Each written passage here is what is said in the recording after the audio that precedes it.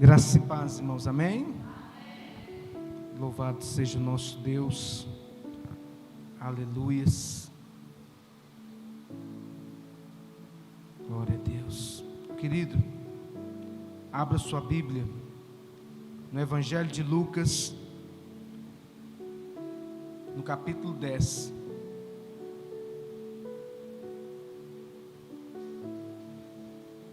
Evangelho de Lucas 10.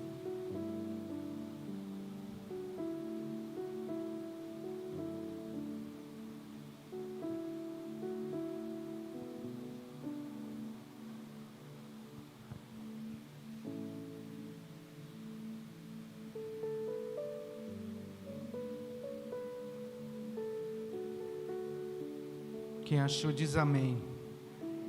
Versículo 19.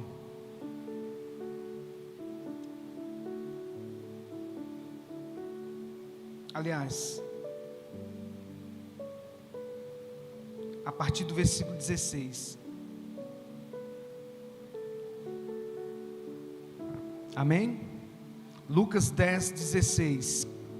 Quem vos ouve a vós, a mim me ouve. Quem vos rejeita a vós, a mim me rejeita. E quem me rejeita, e quem a mim me rejeita, rejeita aquele que me enviou. E voltaram os 70 com alegria, dizendo: Senhor, pelo teu nome, até os demônios se sujeitam. E disse-lhes: eu via Satanás como raio cair do céu. E eis que eu vos dou poder para pisar serpentes e escorpiões, e toda a força do inimigo, e nada vos fará dano algum. Mas não vos alegreis porque se vos sujeitem os espíritos. Alegrai-vos antes, por estar o vosso nome escrito nos céus. Louvado seja o nome do Senhor. Somente até aí. Feche os seus olhos. Eleve teu pensamento até a sala do trono. Pai, em nome de Jesus, estamos aqui, ó Deus, na tua presença. Pedimos ao Senhor perdão pelos nossos pecados, pelas nossas falhas. Meu Deus e meu Pai, sabemos que somos pequenos, falhos. Não nos julgue segundo os nossos próprios pecados, mas segundo as tuas muitas misericórdias, porque carecemos da tua graça.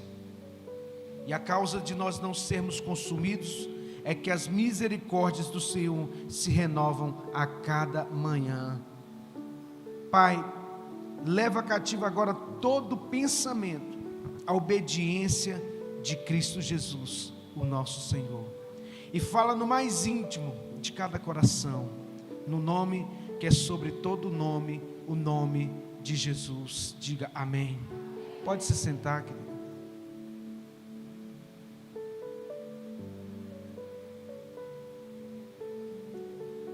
Querido, esse texto é o texto chave, principal, para aqueles que verdadeiramente querem viver uma vida segundo a vontade de Deus, segundo o propósito de Deus. Nós sabemos que sem Deus nós não somos nada. E quando nós estamos no processo de Deus, buscando a presença de Deus, o inimigo vai tentar se levantar de várias formas para nos paralisar. Vai colocar muitas vezes aflição, vai colocar muitas vezes desânimo, vai investir contra a sua mente, batalhar na sua mente para fazer com que você perca a sua fé, porque ele sabe que sem fé é impossível agradar a Deus. Quando o homem perde a fé, o que resta, irmãos? Se nós perdermos a fé, o que nos resta? Quando a adversidade vier bater na porta, se você não tiver fé, o que resta? A nossa esperança é o Senhor. Por mais que a circunstância diga o contrário, por mais que você esteja vivendo uma circunstância que fala tudo contrário àquilo que Deus prometeu, o texto que nós acabamos de ler nos diz: quem vos ouve a vós, a mim me ouve. Quem vos rejeita a vós, a mim me rejeita. E quem a mim me rejeita, rejeita aquele que me enviou. Está entendendo essa cadeia aqui? Jesus diz que aqueles que são discípulos, que foram enviados, nós que fomos enviados a pregar as boas novas, quantos rejeitam as palavras que nós pregamos, que nós anunciamos? Não está rejeitando a mim, Roberto, pastor Roberto, está rejeitando aquele que me enviou a pregar boas novas. De sorte, querido, que nós temos que renovar as nossas forças em Deus e colocar as nossas esperanças em Deus. Por quê? Porque é só Ele que tem poder de mudar circunstâncias. Sabe, nós temos vivido dias difíceis. Para se manter de pé, você tem que nadar contra a maré. Ser crente quando tudo vai fácil é muito fácil. Agora, ser crente quando você está na prova, quando você está na dificuldade, quando as coisas humanas vão se esvaindo pelos nossos dedos, e nós não temos mais um porto seguro do ponto de vista humano, você só tem a Deus. E eu quero dizer para você que Ele é suficiente. Deus usa quem Ele quer. Deus usa até a prova para envergonhar o diabo. Porque foi assim que aconteceu com Jó. Deus usou a prova de Jó para envergonhar o diabo. Mas Jó sofreu umas consequências, mesmo sem ter culpa. Mas cabe a mim julgar Deus? Nunca.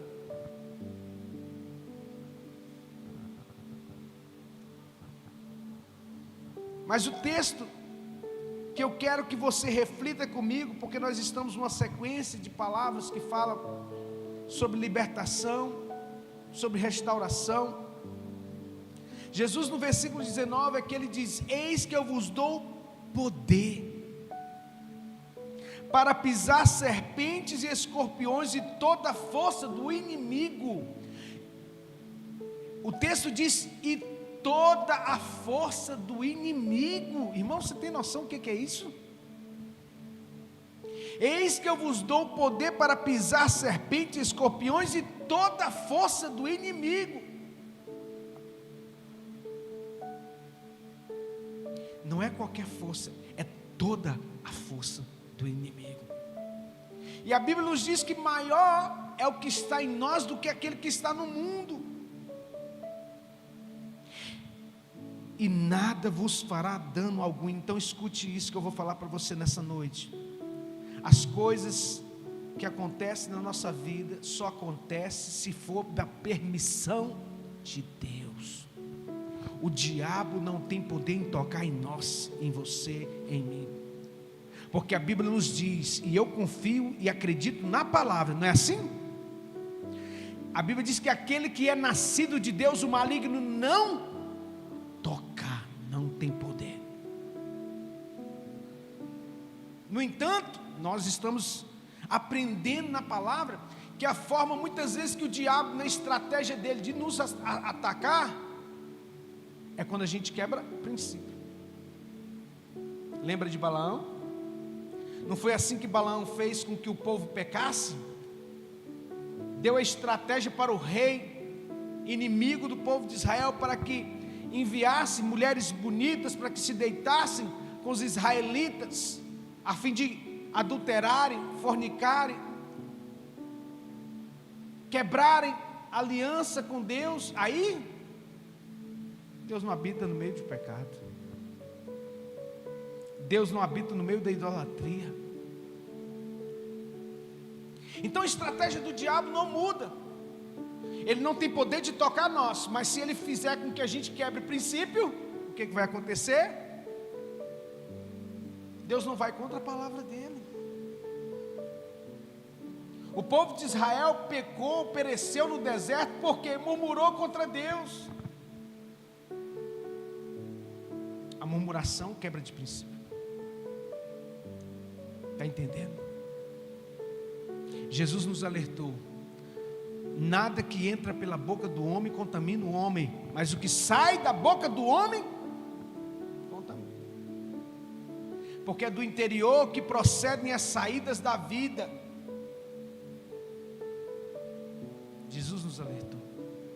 Então, quando você começa a murmurar, então eu quero dizer para você algo muito, muito, muito importante, para você que é crente. Cuidado nas provas. Quando você estiver passando por uma circunstância difícil, com as palavras ociosas que saem da sua boca, porque há poder nas nossas palavras. Vida e morte está no poder da língua. Vida e morte está no poder da nossa língua.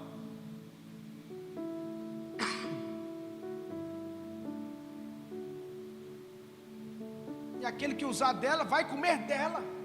Então, se você está usando a sua língua para amaldiçoar, para falar coisas do mal, o que você vai comer? Morte ou vida?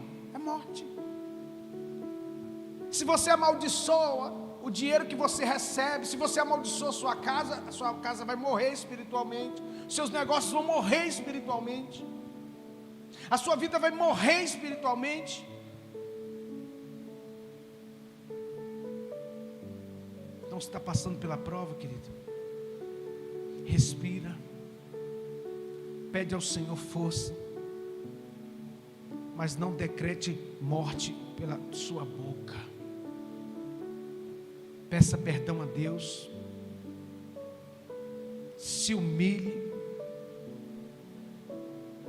porque quem se humilha alcança misericórdia. Deus rejeita o soberbo, mas dá graça ao humilde. O Senhor nos deu poder e autoridade para pisar serpentes e escorpiões. Então, o que acontece? Nós temos autoridade, que foi dada por ninguém mais, ninguém menos que o próprio Senhor Jesus. Ele deu poder e autoridade à igreja. Quando Jesus, ele ressuscitou, ele chamou os discípulos, ele disse assim: olha, me é dado todo o poder no céu e na... Então, meu irmão, no céu, anjos, demônios, principados, potestades, tudo se sujeita a Ele e ao nome dEle. Por isso que o apóstolo Paulo diz assim: nem anjos, nem principados, nem potestades, nem alturas, nem profundidades, nada pode nos separar do amor de Deus, que está em Jesus Cristo, o nosso Senhor. E Ele nos deu autoridade. Muitos são salvos, mas poucos vivem uma vida livre. Sabe, querido, a salvação é a nossa maior conquista, amém? Por que adianta ganhar o mundo inteiro e perder a sua alma? Não é assim que a Bíblia diz? Não é? A salvação, a boa nova, a boa notícia do Evangelho, ela é de graça, mediante a fé. E isso não vem de nós, é dom de Deus, um presente de Deus. Mas você pode ser um sal que vai viver uma vida miserável nessa terra. Concorda comigo? Sim ou não? Porque tem muito crente salvo que quebra princípios, que fala demais. Está entendendo? Isso não vai influenciar na tua salvação. mas vai influenciar no teu estilo de vida. Quem está me entendendo? Então, se você quer mudar o ambiente que você vive, então comece a profetizar e dizer: Deus, em nome de Jesus, eu não aceito viver nessa vida, porque o Senhor me deu vida abundante. Então a vida de miséria, ruína, pobreza, escassez, saia da minha vida. Profetiza, comece a profetizar e comece a viver princípios, porque não existe mágica. Evangelho não é mágica, evangelho é discipulado e uma vida de estilo, de princípios. Jesus nos ensina através da sua palavra: aquele que ouve as minhas palavras e pratica, compará-lo-ei o homem que edificou a sua casa sobre a rocha. Vem o vento, vem a tempestade, ela não vai ruir. Por quê? Porque ele está edificado sobre a rocha. Quem é a rocha? Jesus é a rocha. Então, quando a sua vida está pautada em princípios, que é a palavra, você não vai ruir, não. Mas se você anda quebrando princípios, você não honra seu pai nem sua mãe, você não honra seu pastor, seu líder, que é bíblico, você não honra sua igreja, você fala mal do seu irmão, você não se submete à autoridade constituída por Deus. Tudo isso são princípios. Você não honra o Senhor com seus bens, você não ajuda a sustentar a igreja, a obra de Deus. Tudo isso são princípios, são escolhas. Vai influenciar na sua salvação? Não. Apesar de que tem um detalhe: quando o jovem rico se aproxima de Jesus, ele pergunta: bom mestre, o que eu tenho que fazer para herdar a vida eterna? Aí o que Jesus responde para ele? Olha, por que me chamas de bom? Bom é só o Senhor que está no céu, é o Pai. Dito isso, ele falou assim: conhece os mandamentos? Olha só, princípios. Em outras palavras, Jesus pergunta para ele: você conhece os princípios?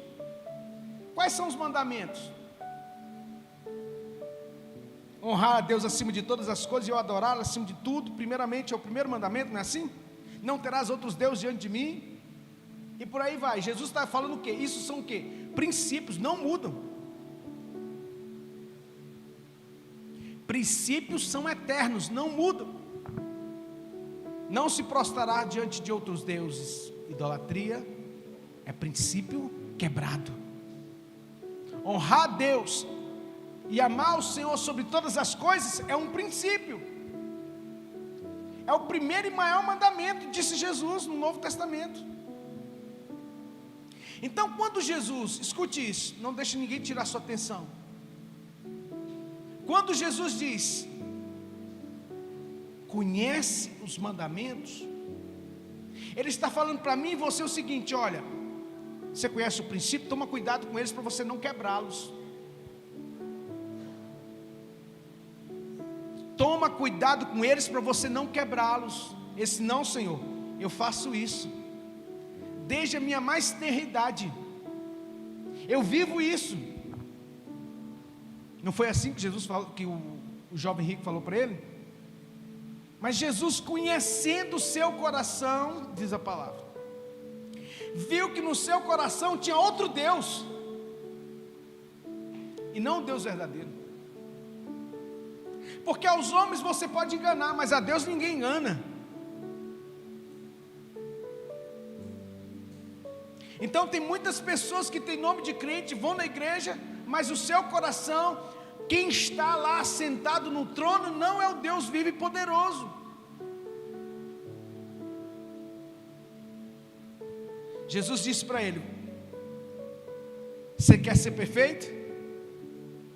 Vai, vende tudo que você tem, dá aos pobres e depois me siga, porque eu vou te dar riquezas eternas. Por que Jesus pediu isso para ele? Porque ele viu que Mamon estava reinando na vida daquele jovem rico, e não se serve a Deus e a Mamon. Você não pode adorar a Deus e adorar o dinheiro. Você não pode ser adorador de Deus e ser avarento. Quem ensinou isso? A Bíblia, Jesus. Ou você agrada um e desagrada o outro, ou você desagrada um e agrada o outro. Não tem como agradar os dois ao mesmo tempo. Porque o amor ao dinheiro é a raiz de todos os males.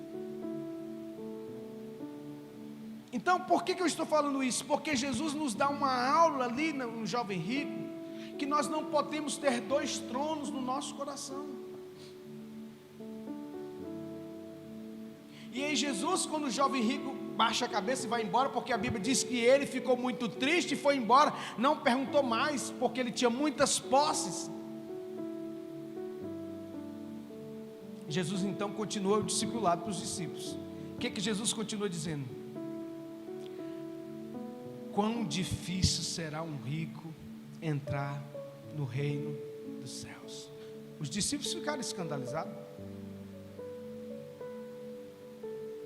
Por que, pastor, que os discípulos ficaram escandalizados? Pergunta para mim, por que, pastor? Sabe por quê? Porque no Antigo Testamento, uma das maiores bênçãos de Deus era a riqueza, a prosperidade. Com o que Deus abençoou Salomão? Com sabedoria e com muitas riquezas. Com o que Deus abençoou Abraão? Deus deu muitos filhos e muita riqueza. E então os discípulos assim, aí vem o Senhor e fala que vai ser difícil Abraão entrar no céu, vai ser difícil Salomão entrar no céu. Eles ficaram em parafuso. Então Jesus se ratifica, dizendo o seguinte: não, calma lá. Quão difícil será aquele que confia nas riquezas, que tem a sua confiança em Mamon e não em Deus. É fácil? E essa geração é a geração que adora muito Mamon. Quem tem Mamon no coração, como altar, vai ter que sacrificar ele. Se não sacrificar, filho, vai ser difícil. Porque Deus Ele não comunga com idolatria. É o primeiro e maior mandamento. Idolatria não é só imagem não, põe isso na sua cabeça. Por isso que Jesus diz: conhece os mandamentos, conhece os princípios. Jesus, conhecendo o seu coração, sabia que princípio estava sendo quebrado ali, não qualquer princípio, o princípio de amar a Deus sobre todas as coisas. Esse é o maior de todos os mandamentos, disse Jesus. Então muitas vezes a pessoa aceita Jesus, continua com a vida presa nos traumas, nos vícios, nas opressões espirituais, ciclos de pecado, derrota. Isso acontece porque muitas vezes a pessoa aceitou Jesus, mas não quer viver uma vida de princípio. Porque a libertação exige um posicionamento espiritual. Aquele que pecava, vai pecar mais. Não no sentido de que a Bíblia diz que aquele que diz que não tem pecado é mentiroso.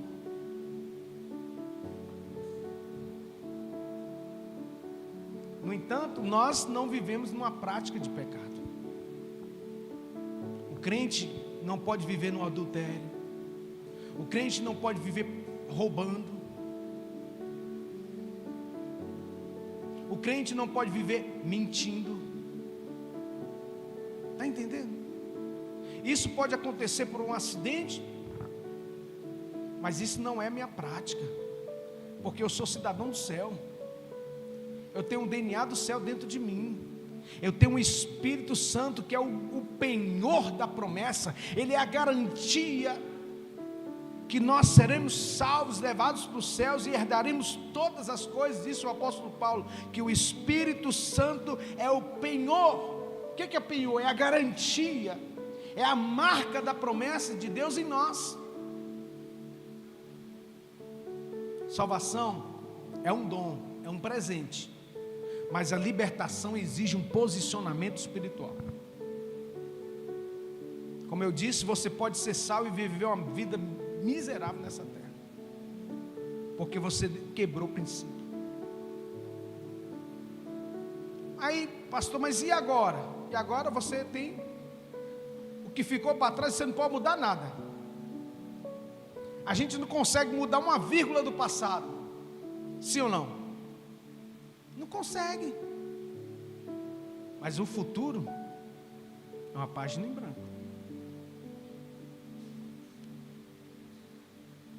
Jesus pode fazer a sua história de novo.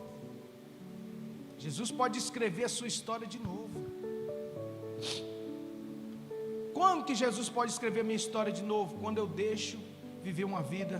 Quando o mundo fala assim, olha, faça isso, eu falo assim, não, o princípio diz que eu não posso fazer isso. Isso é viver na contramão do sistema.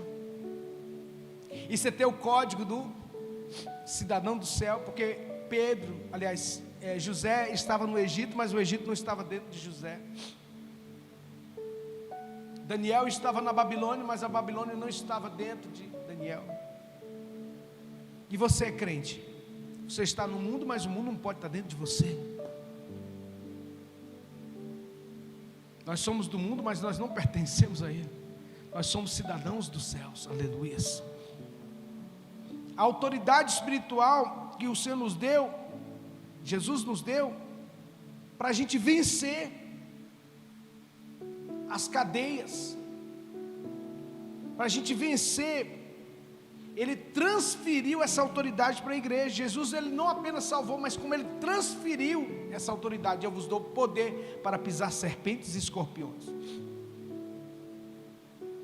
É por isso que muitas vezes que eu fui expulsar demônios, eu não queria gracinha ficar entrevistando demônio. Eu saio, diabo, vai embora em nome de Jesus, pega as tuas coisas e some. E ele tem que se submeter à vontade de Deus que nos deu autoridade. E a Bíblia diz que toda língua confessará, todo joelho se dobrará e confessará que Jesus Cristo é o Senhor, aleluia. Autoridade significa o quê? Direito legal no mundo espiritual. Nós temos direito legal porque existe uma delegação de poder. Existe uma permissão divina. É como se nós tivéssemos uma CNH que nos dá permissão para dirigir, né, o carro. No mundo espiritual, a autoridade que o Senhor nos deu é como se o Senhor nos desse uma CNH, uma autoridade para movimentar as coisas espirituais. E o Senhor nos deu poder para viver acima da opressão. A opressão não pode atingir a nossa vida, só se nós deixarmos. Tem dias difíceis? Sim, Jesus nos alertou. Efésios capítulo 6, o apóstolo Paulo diz assim: revesti-vos depois de toda a armadura de Deus, para que possais resistir os dias maus. Ou seja, vai ter dias maus, sim ou não? Vai ter. E eu falo para você, nos últimos dias tem sido muitos dias maus, que o diabo tem se levantado. Ele não está se levantando dando tirinho não, meu filho, é bazuca, é chapuletada daquelas bem fortes. Se eu não tiver com o meu capacete da salvação, com a espada do Espírito, com o escudo da fé e a couraça da justiça, eu vou perecer. Para que a gente possa, resistir os dardos inflamados do maligno.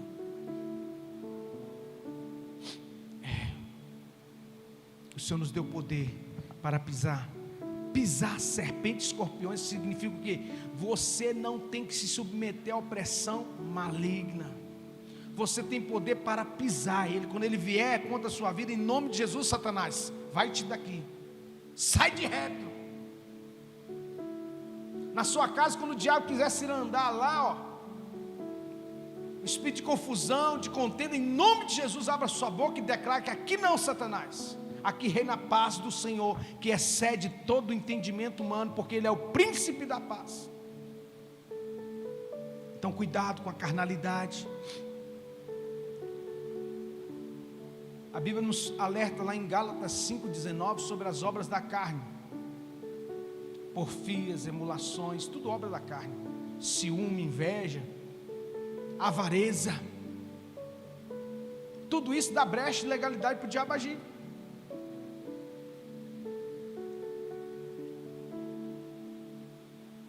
O inimigo não teme a nossa força humana.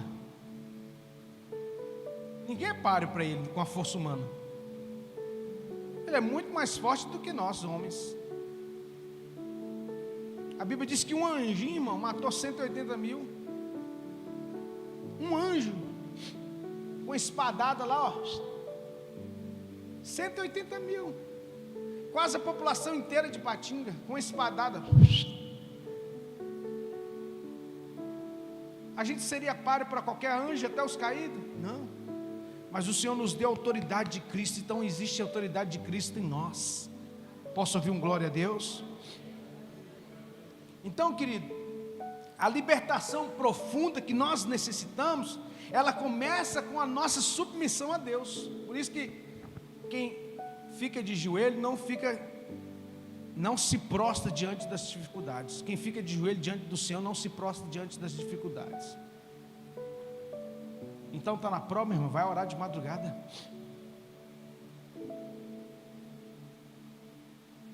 Tem algumas vezes na minha vida que as madrugadas são constantes. As provas e tribulações vêm e a gente só consegue se arrastar diante de Deus. Tiago 4,7 diz assim: ele nos ensina uma ordem espiritual. Que ordem é? Tiago 4, versículo 7: sujeitai-vos a Deus, pois resisti o diabo e ele fugirá de vós. Então está aqui a chave: sujeitai-vos a Deus, resisti o diabo e ele fugirá de vós.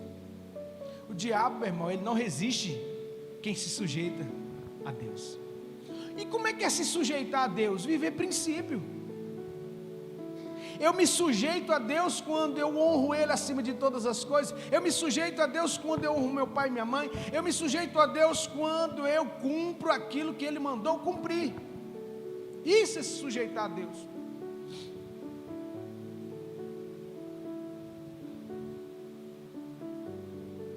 Muitos querem resistir ao diabo sem se submeter a Deus. Ele não vai fugir. Porque a ordem é: sujeitai-vos a Deus primeiramente. Ou seja, deixa eu traduzir para você: viva primeiro os princípios. Sujeitar a Deus quer dizer: viva primeiramente os princípios. Resista ao diabo. O que é resistir ao diabo? É muito claro aí, né? Está muito claro? Resistir ao diabo é aquilo assim. Lembra de Jesus no deserto, quando foi tentado pelo diabo? Jesus não resistiu ao diabo ali? E como que o diabo veio? Ele veio de rabo e chifre? Não. Ele veio com toda sutileza, sagacidade. Está escrito que você vai dar ordem, e essas pedras vão se tornar pão e você pode comer.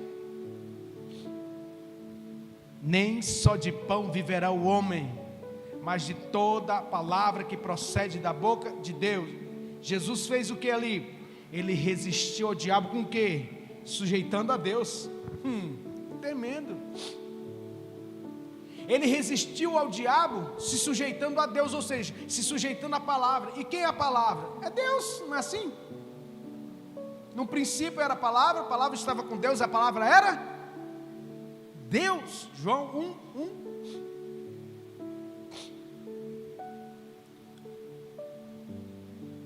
Então, aqui em Tiago 4, versículo 7, nos dá uma chave poderosa. Para resistir o diabo, primeiro você tem que sujeitar a Deus. E aí ele não tem como correr, não. Ele tem que fugir.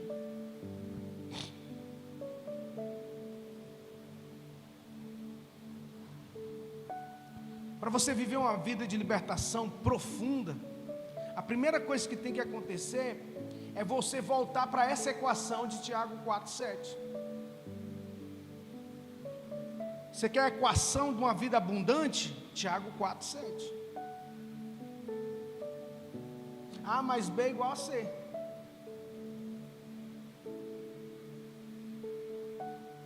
Sujeitar, mas resistir ao diabo, vai dar o quê? Ele vai fugir de você. E quando o diabo foge de você, as bênçãos correm e te alcançam. Está entendendo? Porque o diabo fica cercando para que você não seja abençoado. Mas esse ano 2026 é o ano da bênção do Senhor, que enriquece e não traz consigo dores. O diabo está fazendo de tudo para que esse ano se torne um ano que não seja da bênção. É uma guerra. É uma guerra. E como que nós vamos fazer com a equação? Vamos sujeitar a Deus. Vamos continuar nos princípios. Então, a primeira coisa que tem que fazer é, se está quebrando princípio, você tem que se arrepender. Arrependimento vem em primeiro lugar. Depois do arrependimento é a entrega. Você tem que se entregar. Acho muito interessante, voltando aqui para... Eu estou terminando já. Na verdade não estou terminando não, mas vou ter que terminar. Eu gosto muito de fazer um paralelo entre a vida do jovem rico e a vida de Zaqueu. O que eles tinham em comum? Os dois eram muito ricos. Zaqueu era muito rico. No entanto, Zaqueu era pecador, cobrador de impostos. Não é assim que a Bíblia diz? E o outro era muito crente. Olha, chega a arrepiar. O jovem rico era muito crente. E Zaqueu era pecador, publicano.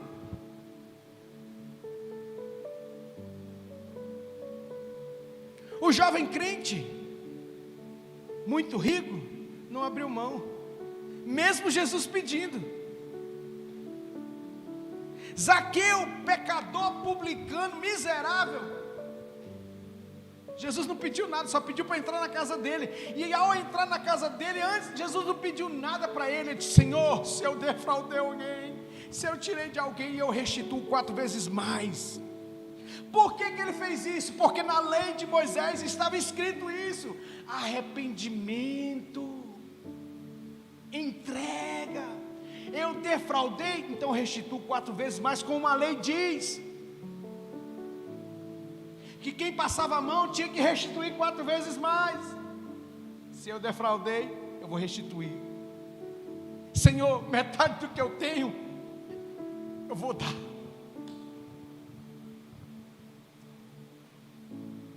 Sujeitou a Deus, resistiu ao diabo. Quando que ele resiste ao diabo? Quando o diabo fala assim: para que continuar essa vida de pecado? Ele fala: não tem jeito não. Jesus não resiste. Zaqueu, eita glória! Hoje a salvação chegou nessa casa, porque esse também é filho de Abraão. Os fariseus ficaram tudo escandalizados.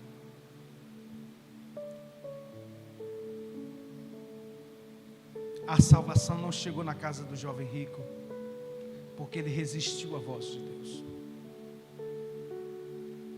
Mas na casa do pecador publicano miserável, que se sujeitou, que entregou, a salvação chegou. Mesmo sem Jesus pedir nada, ele foi o que se arrependeu. Tremendo isso. O inimigo vai atuar onde você não se posiciona. Zaqueu se posicionou, o jovem rico não.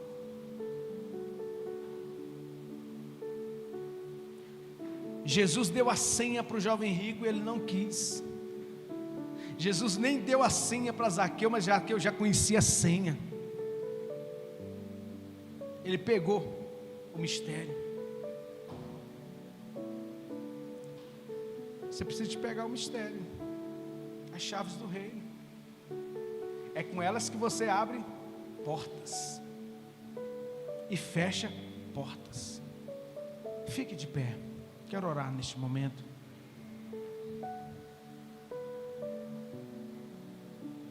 Semana que vem eu continuo essa ministração. E eu quero que você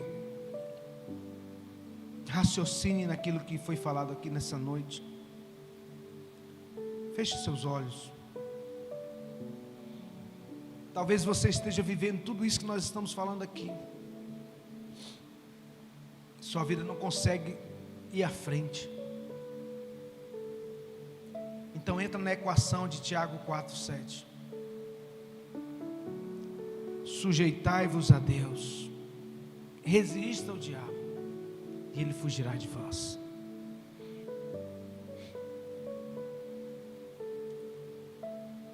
Pai, em nome de Jesus, Senhor, somos tão pequenos e falhos, mas a Tua graça nos alcançou.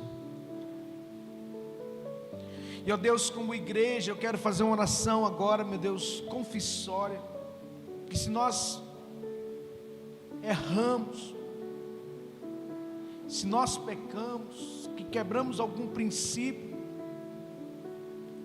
passa o Teu sangue sobre as nossas vidas agora, Senhor. Perdoa os nossos pecados. E eu te peço em nome de Jesus, tira o opróbrio, tira a vergonha,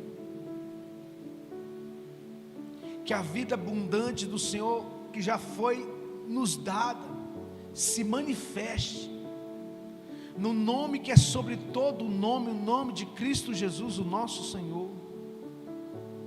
Renova a nossa mente, o nosso espírito, a nossa fé, multiplica as nossas forças, meu Deus, que os dias são dias de trevas, mas nada pode resistir ao Teu agir. Agindo Deus, quem impedirá? Haja nessa noite em favor dos Teus filhos aqui, meu Deus, daqueles que nos assistem, que eles possam se posicionar diante das batalhas, como filhos amados que somos, não como desertores, não como procrastinadores, não como murmuradores, não como quebradores de aliança, mas como os filhos legítimos, fiéis do Senhor, para que se manifeste a Tua glória, Pai. Muito obrigado, Deus, pela vida dos Teus filhos. Leva-nos em paz para os nossos lares. Nos livra dos homens maus, das mulheres más, dos homens de sangue. Meu Deus, abençoa, meu Pai, os dízimos, as ofertas, todos aqueles irmãos que têm sido coluna de sustento financeiro nessa casa, porque os dias são dias difíceis, Pai. Nós somos um pequeno rebanho, e Tu conheces as nossas dificuldades. Que o Senhor venha honrar aqueles que verdadeiramente têm segurado as pontas. O Senhor sabe quem é. A nossa força não vem de homens, mas ela vem do Senhor, porque é o Senhor que dá ao homem o dom de adquirir riqueza. Está na Tua palavra. Então, Senhor, o Senhor nos prometeu, não nos prometeu riqueza nessa terra, mas o Senhor pode nos presentear e presentear aqueles que entregam. E eu te peço, como sacerdote, visita essas pessoas, meu Pai, com honra, com nobreza, com riqueza, em nome de Jesus, Pai. Quebra os grilhões da escassez, quebra os grilhões da miséria, da pobreza, da ruína, da dívida, em nome de Jesus, porque porque o Senhor já riscou a cédula que nos era contrária, lá na cruz. Muito obrigado, Deus, por cada vida. É o que eu oro, te agradeço, em nome de Jesus. Diga: eu creio, eu tomo posse dessa palavra sobre a minha vida, em nome de Jesus. Que o amor de Deus, o nosso Pai, que a graça salvadora do nosso Senhor e Salvador Jesus Cristo, e as doces e ricas consolações do Espírito Santo de Deus repouse sobre cada vida, em nome de Jesus. Diga amém.